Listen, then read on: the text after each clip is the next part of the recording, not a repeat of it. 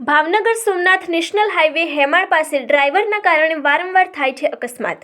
જાફરાબાદના હેમાળ ગામ પાસે આવેલા ડ્રાઈવરના કારણે વારંવાર અકસ્માતની ઘટનાઓ સામે આવી રહી છે।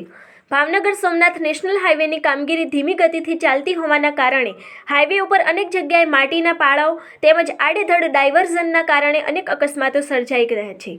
ગઈકાલે હેમાળ અને છેલણ વચ્ચે આવેલ ડાયવર્ઝન પાસે દિવસ દરમિયાન 2 અકસ્માતો સર્જાયા હતા। જોકે આ અકસ્માતની ઘટનામાં સદનસીબે કોઈ જાનહાનિ થવા પામી ન હતી।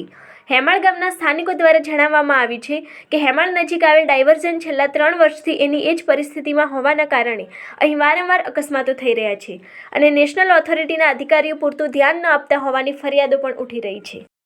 હેમાળ ગામના હું આગેવાન સગનભાઈ વિશ્રામભાઈ કુરસાળા, તાલુકો જાફરાબાદ, જિલ્લો અમરેલી। ભાવનગરથી સોમનાથ નેશનલ હાઈવે છે।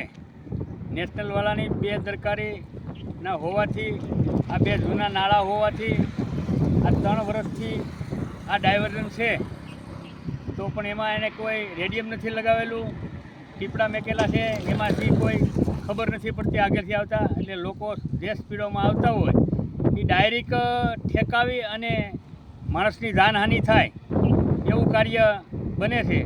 તો વહેલી તકે આ ઘોર નિંદ્રાની અંદર જે આ તંત્ર બેઠું છે, આ નેશનલ હાઈવે ઉપર જે કંપનીઓ કામ કરી રહી છે એ કોઈને ગાંઠતી નથી। હેમાળ ગામની અંદર માનો કે સાઇડિંગ રોડ હોય તો એની અંદર પાણી પણ છાંટતી નથી।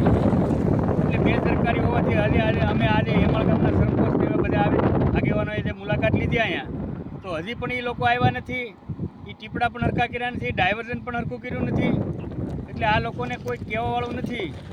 તો અમારી એટલી એક અરજ છે કે આ ઘોર નિંદ્રામાંથી આ નેશનલ હાઈવેવાળાને જગાડે ને બને એટલું વહેલાસર આ ડાયવર્ઝનમાં સુવિધાઓ આપે। અહીંયા આગળ તમને કીધું ખાડા એવા છે તો એની અંદર પણ કંઈ માલ નાખતા નથી, કોઈ વસ્તુ કરતા। ડાયવર્ઝનની રીતે હોવું જોઈએ એ કંઈ પણ વસ્તુ નથી।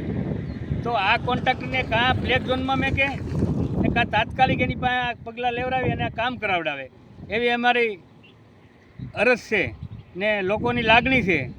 તો આ લાગણીને ઠેસ ન પૂછે એના માટે આ ઘોરતંત્રને જગાડી અને આ કામ વહેલી તકે થાય એવી અમારી નમ્ર અપીલ છે।